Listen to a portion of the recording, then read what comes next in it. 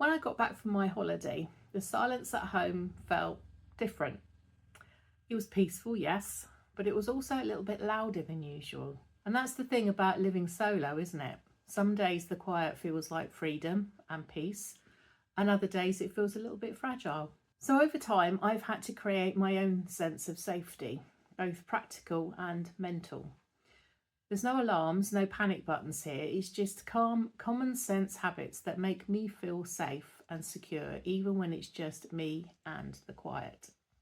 So today I am sharing the 5 simple things that I do to feel safe and confident living alone. The small routines that keep me grounded and let me actually enjoy my independence. Number 1, in feeling safe and secure in your own home. And I live in a block of 5 flats. It's a converted farmhouse, and one half of it has 5 flats and the other half has 5. So getting to know my neighbours was initially, and I'm laughing now, initially was something that I did set out to do, but only when I actually came across my neighbours. I didn't knock on their doors to introduce myself. I'm an introvert. I don't do things like that. But obviously it's a very small building with 5 people living in it. So it was quite easy to eventually bump into all of them. When I moved in, it was lockdown as well, so people weren't out and about as much. So having met my 4 neighbours, there were a couple that I could tell straight away weren't the helpful type, shall we say, but one was, and I struck up quite a nice friendship. Now, I haven't given him a spare key. I've only done that for my daughter, who lives about 30 minutes away from me. I don't want to be giving anybody a spare key, but I do find it quite useful, because if there's something going on, like yesterday, there was one of the downstairs neighbours was having a mattress delivered, and whilst I was working, there was a lot of banging and slamming of doors and stomping and the general workman type noises. So I did send a message to my downstairs neighbour and said, "What on earth is going on down there? Because it sounds like a herd of elephants." And he just laughed. He said, "Well, I've just got home, so I don't really know." He said, "But I think there's a mattress being delivered." And he said, "I think they're having to take the doors off because it's a rather large mattress." So it does work in your favour as a security measure. I certainly don't have any spare keys under mats outside my door. That's a complete no-no for me. And I think it's completely unnecessary. I would never go anywhere without my front door key, so I wouldn't go downstairs to collect my post without taking my keys with me. So there's no chance of me getting locked out. And I bet now that I've said that, I'm going to get locked out. But so I wouldn't keep a spare key under the mat. So therefore, that's one security issue that I think is quite important to remember, is don't have obvious places if you're going to hide a key. One good thing about living in this old farmhouse is that there's a front door and then there's my front door. So the front door is always kept closed, and obviously my front door is always closed and locked pretty much most of the time. So there is little opportunity for someone to get in without being buzzed in. And I like to think that we're all quite careful about security and who we're letting in this block of flats. But having said that, when work is being done, like if somebody's having something delivered, or I think upstairs was having their bathroom revamped, and workmen will sometimes leave the doors open. They don't think about security. So at times like that, it can be a little bit distressing for me, because I know that anybody could walk in. So what I've done is I've had one of those doorbells put in with the camera doorbell. I've had one of those door cameras put in. And this brings me on quite nicely to my next point, which is smart tech. So smart safety is something that you should take advantage of. It's very cheap now. I think when these door cameras came out, they were quite expensive, the CCTV ones, but now these are very small and portable, and very easy to set up.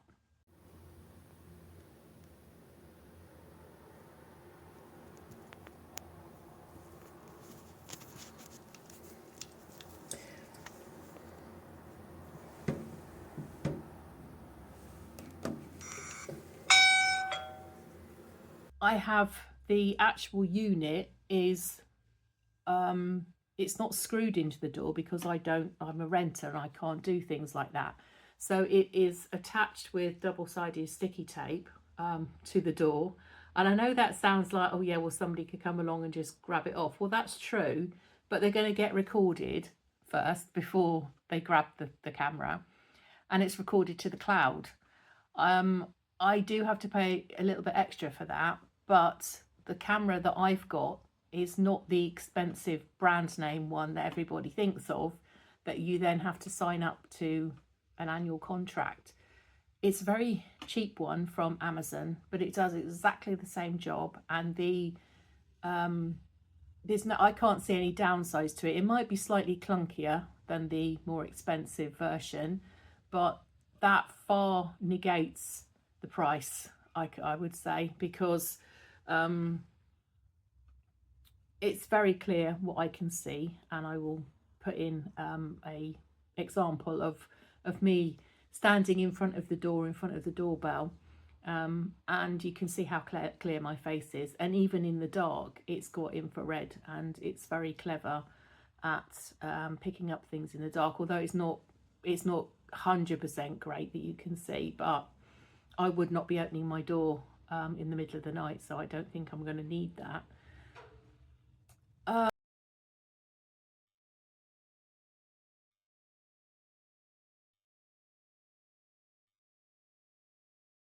Going back to the reason for me buying one of these doorbells, if the front door is left open, and that does very occasionally happen when one of the residents is having a food delivery, for example, and they leave the front door open so that they don't have to get up and go and open it, which is so lazy, but there you go.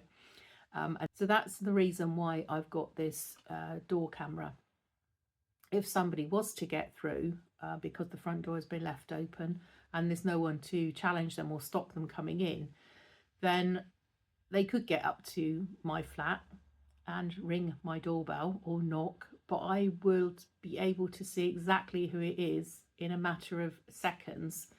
And that's the good thing about it, is that I would be able to identify who it is before I would open my door.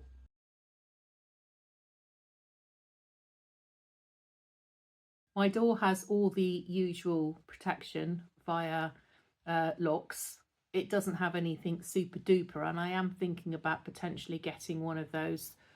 I think it's some kind of jamming device. I saw it online and thought it was a good idea, but it's not cheap.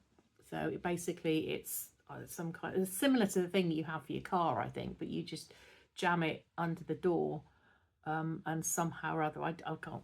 It stops the door being forcibly opened if somebody was using one of those like the police use to bang into doors and things. So if somebody was trying to use that, it would take them a long time to be able to open my door, and therefore the noise they created would attract some attention, and it's highly unlikely that they would then continue to try and batter the door down. The second piece of smart tech that I would recommend, it's something that I've looked into, but at the moment I haven't actually done it, but it is on my list of things to get sorted out before the end of the year. So it's one of these location sharing apps on a phone.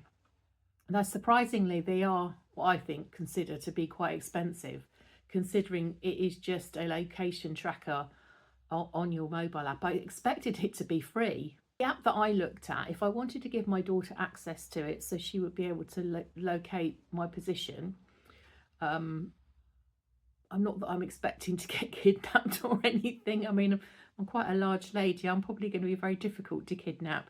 But if that was the case and I needed to be located, there is a cost involved in it, which is surprisingly high. So I think that maybe is one of the reasons why I've steered away from it, but it's probably quite a good idea to think about.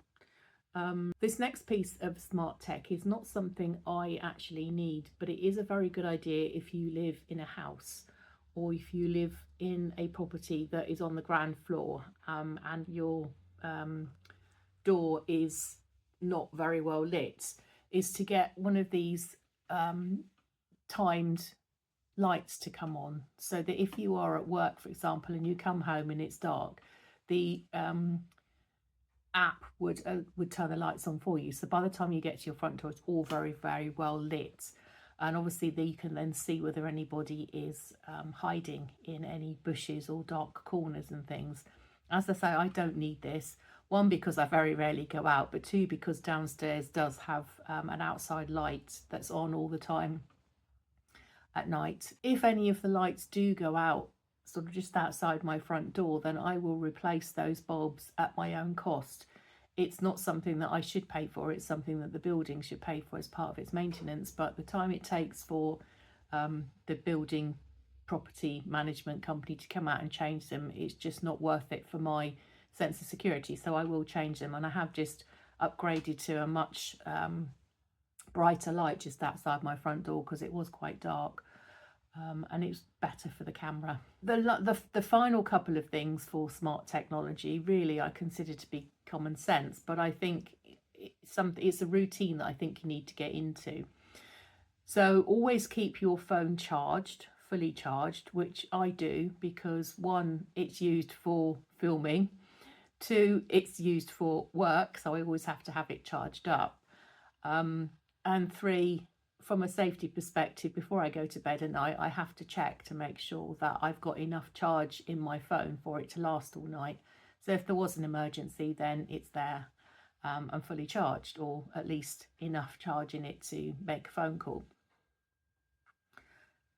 Get a torch next to your bed as well. So whether you keep it in your bedside cabinet or whether you have it hanging up next to your bed or something, but if you were to wake up to a strange noise and the lights had gone out, the electricity had gone down, then having a torch would make me feel a lot more secure. And obviously from a safety perspective, now that I'm getting older and I'm in my 60s and possibly my balance and coordination in the middle of the night not be what it is in the daytime, having a torch there to help me see to go to the bathroom or to go to the kitchen or wherever is a really good idea for me anyway.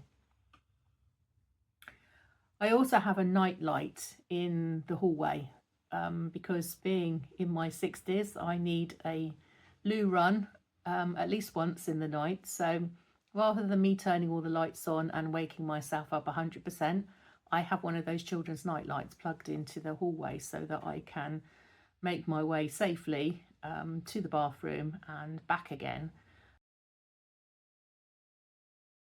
Number 3 on my list is routine. So getting yourself into a nightly routine of locking up before you go to bed.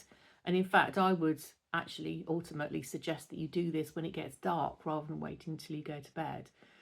Is I go round and check that all of my windows are shut and locked. I'm on the first floor, so it's unlikely that somebody's going to be climbing up, unless it's Spider-Man, I should say.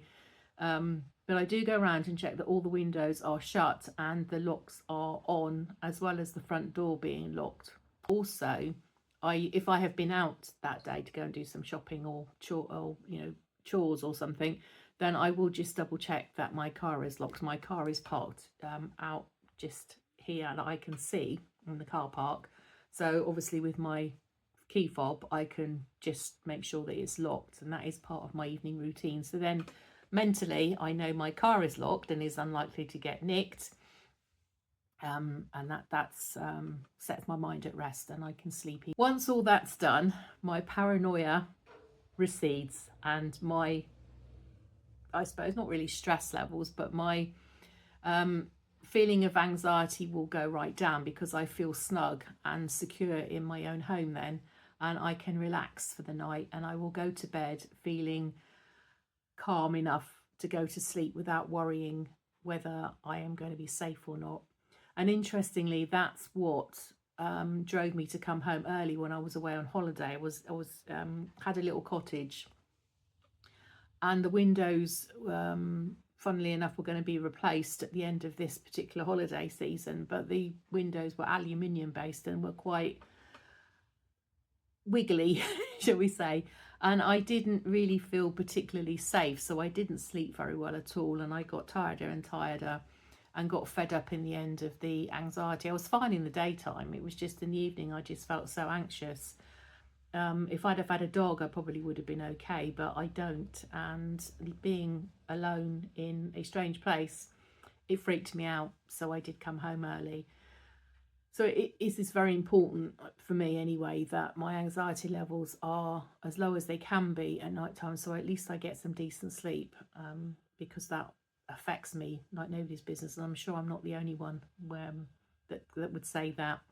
Having a nightly routine like this, I think, is going to be one of your best security tricks up your sleeve, if you like, because once you've done all that, you can go to bed and be completely safe in the knowledge that you've done everything that you can. Number 4 on my list is knowing you're building an emergency plan. So as this will only apply to those of you that live in a block of flats or in a community, if you like. If you live on your own in a house, then you'll have to work out your own emergency exits and routes if there was to be a fire or some gas leak or some kind of emergency where you've got to come out of your home. Do I know my actual evacuation point? Well, I must admit I'm not wonderful at doing these kind of things, but we have I think every year we have to have an annual evacuation test run. They seem to want to do it at night, and it's normally been about 10-11 o'clock at night where they've done this test, and we've all had to troop outside into the car park in our dressing gowns. But it has to be done. It's part of the building maintenance rules, isn't it? So it's something that needs to be done, but you do need to know where your evacuation point is and how to get out if there was a fire. I don't have a back door, so there is only the one way out, which obviously I'm not 100% happy with, but it is what it is, and I chose to live here, so I have to live with that. And it's downstairs and out the front door, so it's a very quick exit. If that was out of the question, if that was on fire, then I would have to jump from a window. And I'm going to say this with a big smirk on my face, because me, the size I am, trying to get out of one of the little windows and jumping is quite amusing. But I'm sure if I had to do that, I wouldn't be in an amused kind of state of mind at that point. But yeah, that is what it is, and that is the plan of action if the stairs are out of action or not accessible because of fire or whatever. It's not something I would look forward to at all, but it's in the back of my mind that that's what I would have to do to save my own life. So I know, and it's there, and I know in an emergency I would think of that and I wouldn't panic, which is the main thing. That's what you're aiming for, is that in the midst of an emergency that you do not panic. Number 5 is my emotional security. And I know that's going to sound a bit woo-woo, but it's important to me that I keep my mental health as buoyant as I possibly can. So I do get anxiety about certain things, and being an introvert, I don't have many people to discuss that with. So I like to know that I have ticked all the boxes and covered all the bases and have all these plans that would spring to mind immediately if there was an emergency. And knowing that, it does reduce the anxiety. My safety isn't about the alarms and the clocks and the plans. It's about how secure I feel. And my feelings are obviously very important. So I've lived here for 5 years, and I now know all the building noises. I pretty much know all the neighbours' comings and going, because there's only 5 of us, so there's not a lot of people here. So if I hear anything, I will know who that is most of the time. I'm not talking about I'm spying on anybody, but I know the guy upstairs has a dog, so he has to take his dog for a walk. My other neighbour comes and goes all sorts of hours, so if there's a noise outside close by, then I know it's him coming home from work. And the other 2 neighbours downstairs very rarely go out at night, so you know, I'm used to the comings and goings is where I'm trying to get to. I'm not trying to be, you know, espionage number 1 or anything, but it's good to know the noises, so that if anything doesn't sound right or doesn't feel right, then I would need to action those feelings. I feel as safe as I can do. I don't think it's 100%, but it's as safe as I can be, and that's got to be a good thing. So the takeaway from all of this is feeling secure starts in your mind. So finding out about the best ways to keep your home secure is going to make you feel secure, and that's good. After my nighttime routine is done, I don't say this to myself, my brain doesn't say it, but subconsciously I now know that everything that needs to be done has been done because of this routine. So that's a good mental place to be. So it's not something I have to consciously think about every day or every night. It's something that is subconsciously now built into my brain, that once the evening routine is done, I'm as safe as I can be. And that mental cue tells my brain that it can switch off instead of lying there twitching at any sounds and thinking, what if, did I do that, did I not do that? And for me, that's gold. That's worth everything. My roundup of all of this means that living alone doesn't mean living in fear, as long as you can be smart about it. So what are your thoughts on these security measures? Are these things that you have done, that you've thought about? Do you have any more that could be helpful to the community here? If you've enjoyed this video, would you mind giving it a hype if you've got any hypes left? It could mean that another woman living on her own could benefit from the ideas. So, question for you. What's the one thing or 2 things that you do as part of your home routine that makes you feel secure? I think that would be very interesting to see what different people's best advice is. So it's the end of quite a long video here. If you've made it to the end, thank you very much. I really do appreciate it. So thank you for watching and for supporting the channel, and I will see you in the next one. Take care.